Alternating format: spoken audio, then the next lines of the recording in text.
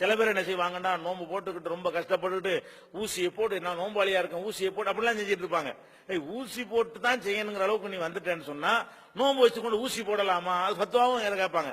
ஊசி போடுற அளவுக்கு ஒரு நிலைமை உனக்கு இருக்குன்னு சொன்னா விட்டு வேற நாள்ல வச்சுட்டு போ. உன்னையான அப்படி கஷ்டப்படுத்த சொன்னா பிரயாணத்தில் ரசூல் ஸல்லல்லாஹு அலைஹி வஸல்லம் அவர்கள் போய்கிட்டு இருக்கிறாங்க.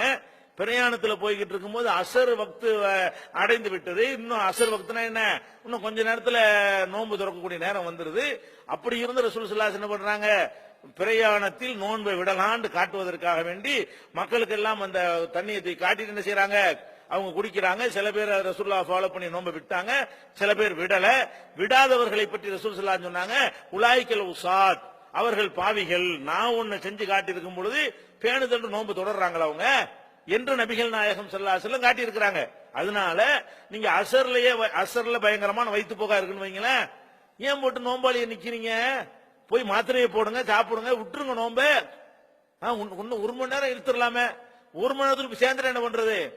அப்ப நம்ம வயிற்று போக்கா இருக்குது முடியாம இருக்குதுன்னு சொன்னா அதுக்கு உள்ள வைத்தியம் செஞ்சா தானே உடம்பு அதை ஏத்து நிக்கும். அப்படி ஒரு மார்க்கமா இது? இது இயற்கையோடு ஒத்து போகக்கூடிய ஒரு மார்க்கம். அல்லாஹ் படைச்ச ரப்புக்கு இதெல்லாம் தெரியாத நம்மளுடைய நிலைமை அவனுக்கு விளங்காதா? அப்படி அல்லாஹ் இணைஞ்சிருக்கிறான், அவ்வளவு சலுகையை தந்திருக்கிறான். அதனால முடியாத நிலை வந்துச்சுன்னு சொன்னா அது நோன்பு திறக்கிறதுக்கு ஒரு அரை மணி நேரத்துக்கு முன்னாடி இருந்தா கூட விட்டுட்டு அலட்டி கொள்ளாம இது லேசான மார்க்கம், இது ஒரு கஷ்டம் இல்லாத மார்க்கம், அல்லாஹ் ரப்புல் ஆலமீன் இந்த சலுகையை நமக்கு தந்திருக்கிறான் என்று சொல்லி நோன்பை விட்டு விட்டு என்ன செய்யுங்க, மருத்துவம் பண்ணி விட்டு இன்னொரு நாளைக்கு அந்த நோன்பு வைங்க. இதே நன்மை கிடைக்கத்தானே போகுது. வேணும்னு விட்டா தான் இதே நன்மை கிடைக்காது. நம்ம ஒரு நோய்க்காக பிரயாணத்துக்காக நம்ம விட்டோம் என்று சொன்னால் ரமணான்ல வைக்கும்போது என்ன நன்மை கிடைச்சோம் அந்த நன்மை கிடைச்சிருமில்ல. அவன் தானே செலவு கொடுத்திருக்கிறான், அல்ல நம்மளா அந்த செலவை எடுத்துக்கிட்டோம். அல்லாஹ் கொடுத்த காரணத்தினால என்ன செய்யும், நமக்கு அந்த கூலி கிடைத்து விடும் என்பது